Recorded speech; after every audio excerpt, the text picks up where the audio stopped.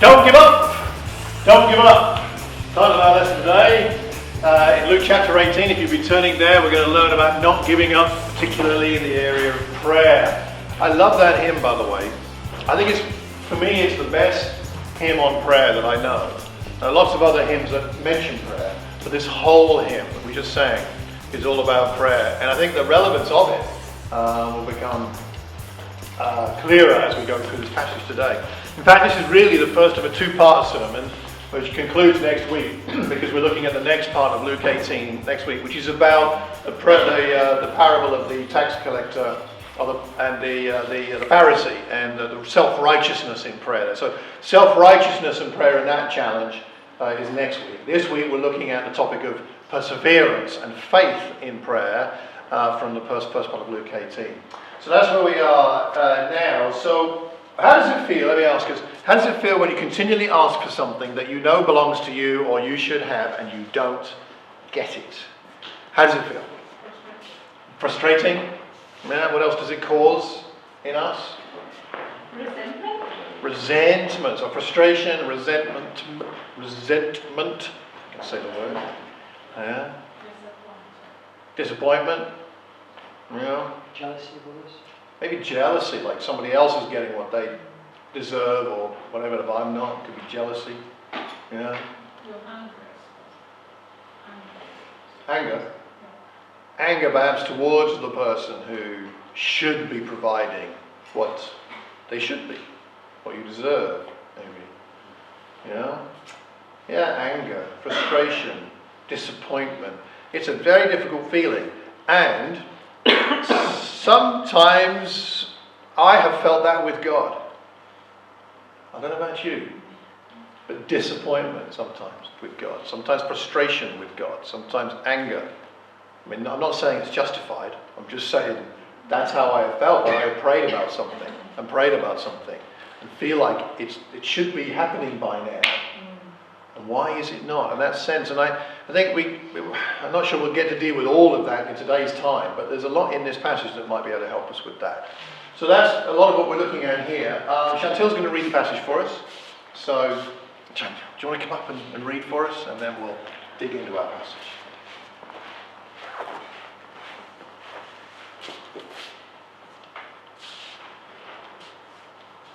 The parable of the persistent widow. Then Jesus told his disciples a parable to show them that they should always pray and not give up. He said, in a certain town there was a judge who neither feared God nor cared what people thought. And there was a widow in that town who kept coming to him with the plea, grant me justice against my adversary. For some time he refused, but finally he said to himself, even though I don't fear God or care what people think, yet because this widow keeps bothering me, I will see that she does justice, so that she won't eventually come back and attack me. And then the Lord said, listen to what the unjust judge says, and will not God bring about justice for his chosen ones, who cry out to him day and night? Will he keep putting them off? I tell you, he will see that they get justice, and quickly. However, when the Son of Man comes, will he find faith on the earth? Thanks very much. Thank you. So we're going to unpack the parable, and then we're going to talk about what we learn about God and what we learn about ourselves, and particularly what we learn about prayer and faith. So we can be thinking about that as we go through this passage here. That will help us. So first of all, how is it that we cannot give up, not get discouraged? The word there in the Greek. Did I put it on the slide? Okay, I did. There it is. Egkakeo is the word for not giving up, not to become discouraged, not to wipe off or to wipe dry.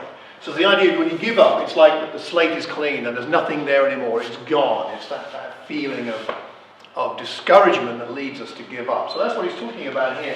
What will keep us praying when we feel that? Well, first of all, let's talk about the widow and the judge in the parable here. So the judge, presumably in some sense, approximates to God. He represents God, and the widow represents the person praying. That seems to be the simple part of the representation there.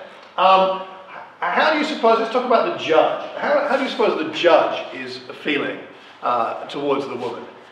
What would be your sense here from this parable? How's he feeling? Pain in the back. She's a pain, yes. Yeah. Anything else?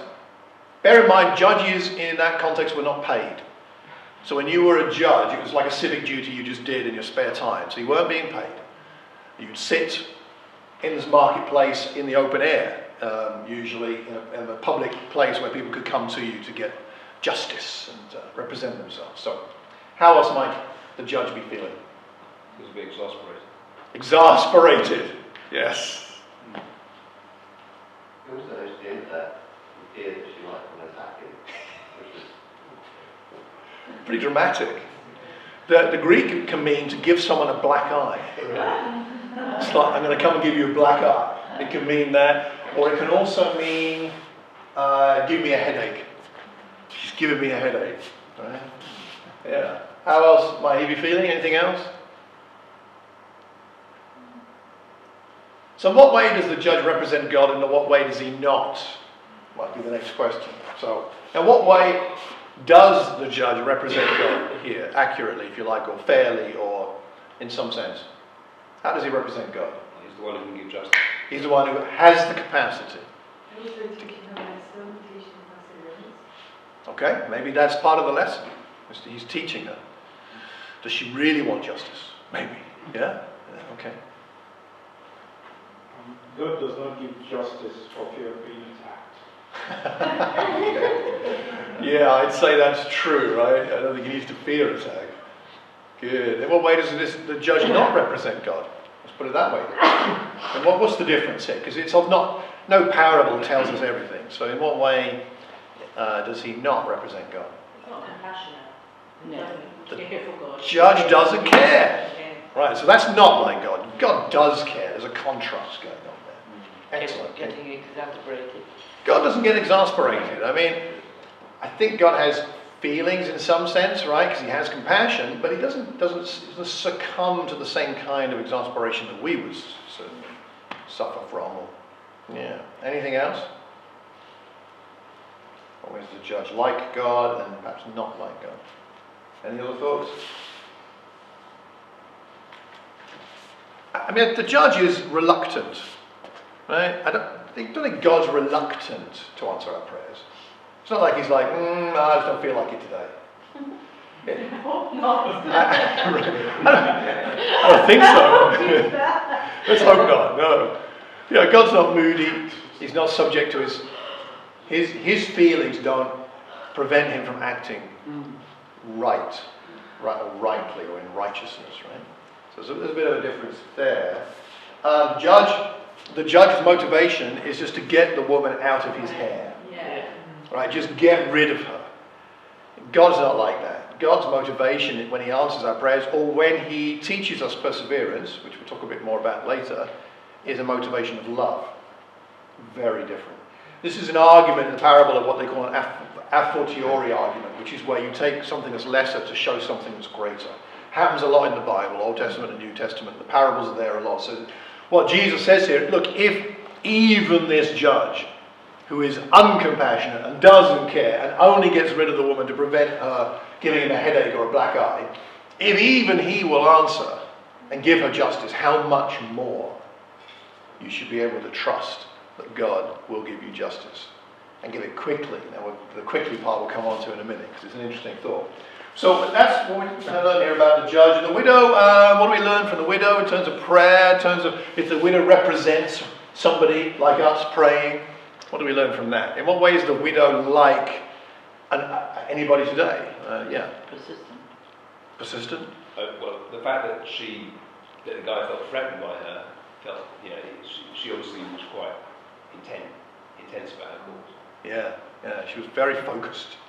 Yeah, okay. Yeah. It's quite vulnerable in society.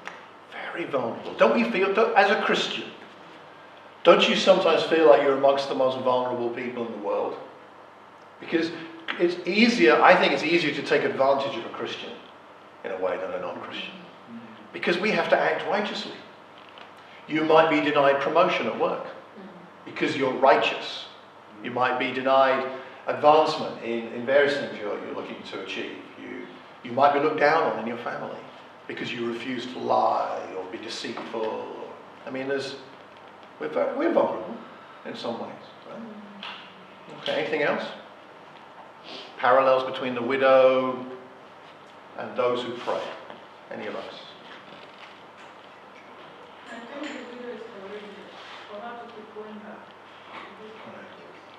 I mean, he said no once, he said no twice, he said, I don't know how many times. It doesn't say, does it? Just the kind of authority we're going to disengage all the time. She keeps bothering me. Okay, so yeah, persistence, courage. It takes courage to keep going back when you hear a no. It's incredible as people as well. It's not just courage to keep going back, it's courage to public. tell all the townspeople. Like, Yes. they would notice Yes. that she had gone back week after week after week. Not saying Yes. the same people were there, but you can have more than one argument in a month, aren't you? Supposedly. So you can bend up. What did you hear last week? She's still asking the same thing. It could almost alienate her from her own. Yeah, she's in the queue again. Yeah. There would have been a queue. Yeah. Right? And she's in the queue again, eating up the time. I mean, I need some time with this judge. She's back again, you know? Yeah. Okay, so it's public is another challenge for her. One thing I think about the widow is that she recognizes that the judge is the only source of justice for her. She does know that he's the one to go to, even though he keeps saying no. So there's in a sense, there's a trust, not in him and his character, but certainly in him in his ability to help her. And I think there's a parallel perhaps there with us and God. That sometimes, however we feel about our relationship with God or about God, or how our upbringing has influenced our view of God, we can still trust that he is the source, the one with the power to help with whatever our needs are. So we've got something going on there. Okay, so let's talk a bit about God and a bit about us to finish, and then we're going to finish with that, and then we're going to pray, because it doesn't seem right to have a sermon on prayer and then not spend some time praying. So we'll spend some time praying after this, and that will conclude things for the day, final song. It's interesting what Jesus says. You know, what is Jesus' summary of his own parable? His summary is this. Listen to what the unjust judge says. So the judge is saying, I'll sort it out, otherwise she'll keep on bothering me. Listen to that. But will God not bring about justice for his chosen ones who cry out to him day and night? So there's some assumptions here. The first assumption, or the first emphasis, is that we are chosen. The judge did not choose for the woman to come to him. But God has chosen us. We're his chosen ones. One of the reasons that should give us confidence that God hears our prayers is that he chose us. His chosen ones. Now in the context here, we haven't got time to unpack all this, but in the context of chosen ones, specifically to a Jewish audience listening to this, would remind them of course, Abraham and then being the chosen people taken out of Egypt into the promised land and given the promises in the law, but also would remind them of what's called the eschatological end of things. In other words, that when the time is wrapped up, when God comes in his glory, and for a Christian, when Jesus comes back, then all of us who have suffered, and you see this in Revelation quite a lot, Revelation 17, for example, where the people who have suffered because they were Christians, those who were beheaded, those who were persecuted, those who were imprisoned, those who just suffered in any sense, they will be vindicated. They'll be brought to the throne. They'll be part of the great messianic banquet feast at the end of time, and then the new world, a new existence that we'll all have together. And so we are chosen for that. And since God has set that, and that's there for us prepared, then that helps us to have confidence in the meantime as we pray for justice that may not come in our lifetime. And I think this is part of the recognition something we have to recognize with this passage, is that when Jesus says there will be justice for God's chosen ones, it may not be in this life. That's not the promise here. The justice will come. We will be justified. We will be recognized for our perseverance and our faith and our loyalty to Jesus Christ. But the full recognition of that, which may come somewhat in this life, but the fullness of all of that is in the next life, when the Son of Man comes, because that's what he's talking about there, right? When the Son of Man comes, will he find faith on the earth? So that's a when, that's in the future. And he doesn't say when that's going to be. And of course that connects with what Charles was talking about last week from Luke 17, about the Son of Man coming, about the kingdom coming. When is it going to be? When is it going to happen? And we can all speculate, but the question is really, whether we are people of faith when that day comes. That's what he's emphasizing here. And part of the recognition of how God will recognize those who have faith is those who are persevering in prayer. I think that puts it all together. Those who persevere in prayer, trusting God, are those who Jesus will recognize as the people of faith when the Son of Man comes. So something of that is going on here because we are his chosen ones. And I think another part of it is that we allow God to be the judge. We allow God to be the judge. If you just turn over with me for a moment to Romans 12, I think this is very important and very helpful when we're treated unjustly. The world is not treating us in the way that we would like or we think is fair and right. In Romans 12, let's pick it up in verse 19. Actually, verse 17. Let's start in verse 17. Romans 12, verse 17. Do not repay anyone evil for evil. Be careful to do what is right in the eyes of everyone. If it is possible, as far as it depends on you, live at peace with everyone. Do not take revenge, my dear friends, but leave room for God's wrath. For it is written, it is mine to avenge, I will repay, says the Lord. On the contrary, if your enemy is hungry, feed him. Now, who wants to do that, honestly? Your enemy, if he's hungry, feed him. If he is thirsty, give him something to drink. In doing this, you will heap burning coals on his head. Do not be overcome by evil, but overcome evil with good. I think this feeds into our passage in Luke 18. Do not be overcome by evil. Don't be overcome by your disappointment, your discouragement, by the fact that God seems to be taking a long time to answer your prayers. Don't let that get to you. Don't be overcome by the evil in the world, but overcome by doing good.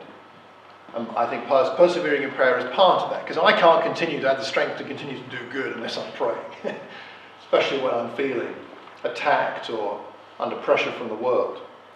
So there's a patience thing going on here, that we trust that God is the judge and that he will respond at the right time. One of the trickier parts of the passage is where Jesus says you will get justice, or God's chosen ones will get justice and get it quickly. Quickly. Because what does that sound like? I mean, it sounds like right now, right? The widow goes to the judge time and time again. Eventually she gets justice. Well, the contrast here is that you're going to get justice quickly. The thing is though, I think it's referring to the swiftness of the justice rather than the fact it's coming now. Because there's God's timing in all these things. We can't demand of God the timing of the justice that's given to us. We're not in control of that. We don't know the best timing. We have to allow God to be the judge of time. And he is the same yesterday, today and tomorrow. And with one day with the Lord is like 1,000 years, and 1,000 years is like a day. We've got to allow him to have the say-so on the timing. When the justification comes and the vindication comes, it will come quickly. But it's not something we can demand. Perseverance must finish its work. We become mature and complete. It's another passage we need to bear in mind. There's something about perseverance that helps us a lot. So let's finish off by thinking about what this means for us and what it means in us. When I read this passage, I suppose for me, it's about how much am I really trusting God for my current problems. Currently today, the things that I'm unhappy about. Maybe the consequences of bad stuff in the past, but also currently. How much am I actually really trusting that he has my best interests at heart? And I think when I believe that he has my best interests at heart, then I pray perseveringly. When I don't, I don't really bother to pray, or I give up praying, or at least praying about certain things. So one of the questions is about trust, and I think that's the kind of faith that Jesus is talking about here, because there's lots of different, if you like, applications of faith. But in this context, it's about the perseverance in prayer, that persevering in trusting God, even when we don't see justice being done at the moment, right now. It's a faith of that kind. And that means, if we have that kind of faith, we don't give up praying about the things that are truly important. So, I think a question for me, a question for all of us could be, bit connected with what Osagi was talking about resolutions and New Year, and after a while things wear off, our motivation wears off. Are there some important prayers that you stop praying? Things that really are important to pray about family members, about our own hearts, about whatever it may be. Are there important prayers that we used to pray more about, but we've slipped off the prayer list? Perseverance is a big deal here. It's very important from what we can see in this passage. Let's not give up. Let's pray with patience. It's interesting that the widow doesn't trust the character of the judge. She trusts her own perseverance. We are called to trust the character of God and to persevere in prayer with patience while we wait to see Him answer those prayers. Perseverance is a funny thing. When you really feel the need for an answer, you do persevere. Penny and I were on holiday 2 weeks ago, as most of you know. We were on one of the Canary Islands, La Palma, and it was lovely. We had a great time. But the holiday didn't start too well, because we arrived and we landed and we got out of the airport. We got in we had a car. We drove the car off. Half an hour away, and suddenly Penny realised that she didn't have her mobile phone. It wasn't in her handbag. It wasn't in her pocket. Where was the mobile phone? And she thought, I think I left it on the plane. And of course, these planes, these EasyJet, they tend to be turned around quickly, and go back, right? So we thought, it's gone. And we were going to be a whole week on the island, and she'd not have her phone, and oh dear.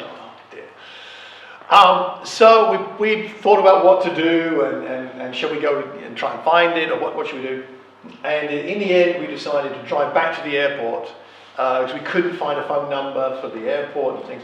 So we drove back to the airport, and Penny ran in. And while she ran in, I got the documents out for the travel organisers, and I rang EasyJet, I rang Gatwick Airport, where we left from, I rang the company we did the booking with, I rang another company that do Lost and Found, because it's not EasyJet that does it, and at Gatwick, it was only open Monday to Friday, and it was Saturday, and I couldn't get hold of them. There was an emergency number, I rang that, left a message on for EasyJet, for the company, for Gatwick, for the travel company. I got hold of the travel company. They gave me another number to phone, and I'm sitting in this car in the Canary Islands, making all these phone calls, trying to find where this phone might be. Will it have already travelled back? Could it be already in the air over the ocean somewhere to go back to Gatwick? Might we get it back?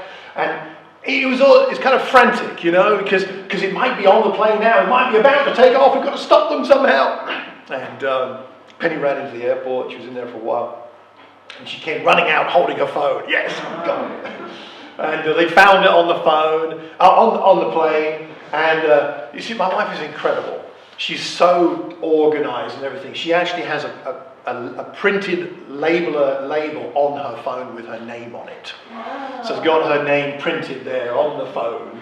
So stuck to it. So they knew that she was on the passenger manifest. So they knew she was on the island. So they kept it. And she was able to go in and show some ID and pick up her phone. And it was, then all was good. All was good. And then I had to phone all these other people and say, we found it. It's okay, don't worry. But the idea of, I don't like the idea of being in the Canary Islands and phoning back to England and how much that might cost, I don't know, and all these things. But it was important, at least to us at that point, to persevere by trying to find by any means possible, how do we get this phone back? And there's something about, if we cherish God as the one who is able to help us, if we cherish Him, then we persevere in prayer. We'll persevere in prayer if He is the one we really trust.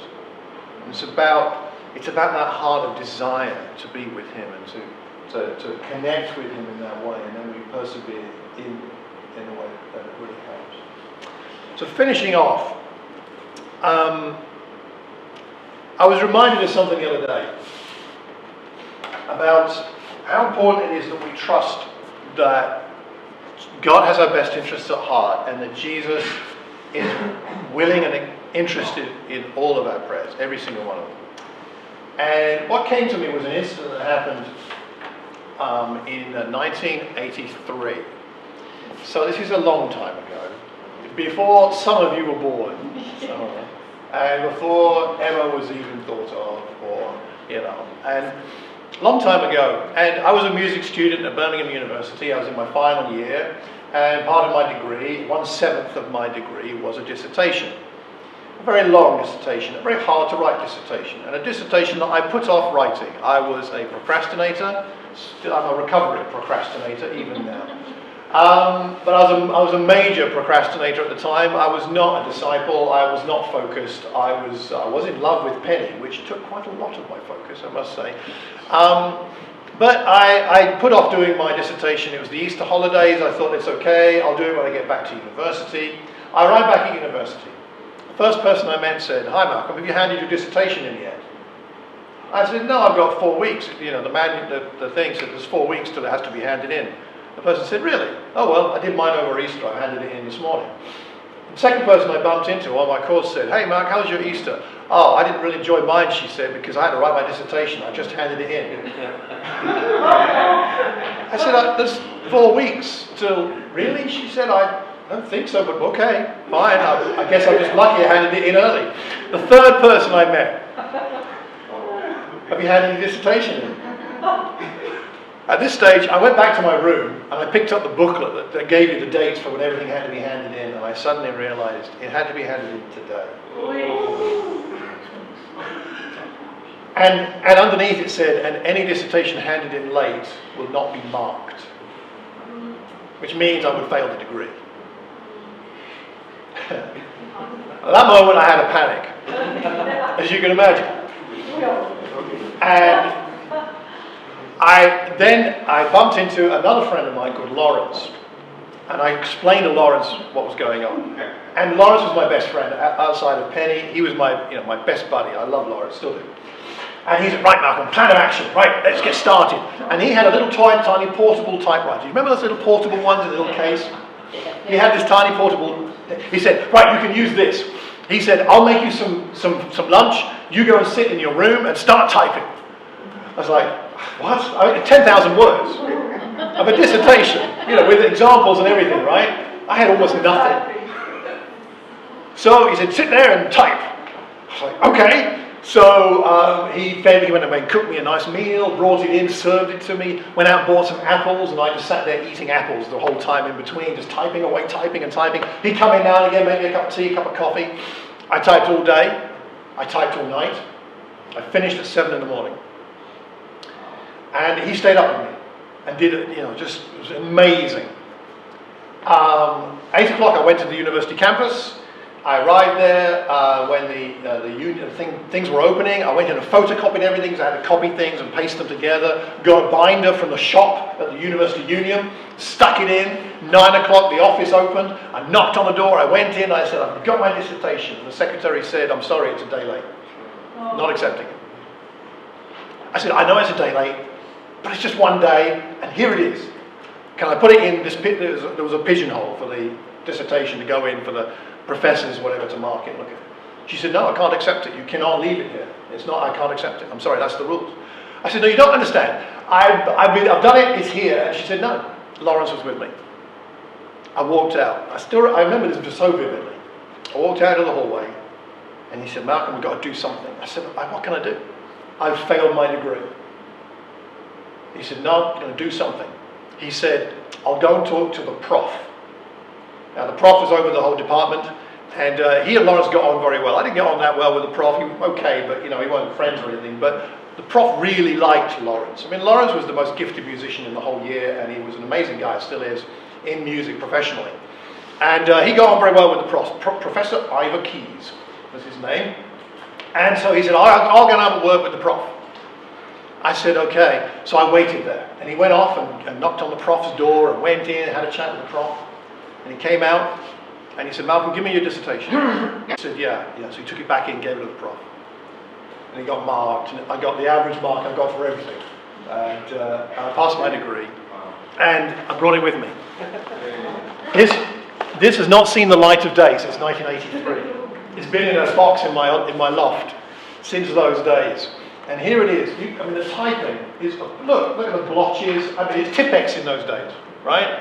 That's what you, in those days, it's all blotchy and badly typed, with photocopied examples of bits and pieces, bound in a rubbish binder, and has been in my loft for over 30 years, and I've never reread it. I know it's rubbish. I mean, how could it not be? You've churned out 10,000 words in a day and a night, you know, I mean, just off the top of my head, really, so I don't really know how that all worked out. The development of vocal techniques in the 20th century. That was my dissertation. There it is, and I'm going to hide it away again because I can't. It's just, I've remained friends with Lawrence ever since he came to our wedding. That's Lawrence that's Lawrence there on the right. Yes, in the days when I had hair. Yes, I know. That's me, believe it or not. Bill, and that's Lawrence, and that's Penny's brother, Bill, in the background, and her stepbrother at the reception at our wedding, and came to the wedding. He's remained a friend ever since. He's now a professional composer. He worked for Andrew Lloyd Webber for many years. He was his right-hand man, actually, Andrew Lloyd Webber. He's now a professor of music at Ulster University and writes compositions which are performed all around the world. He's an amazing musician, and we're still friends.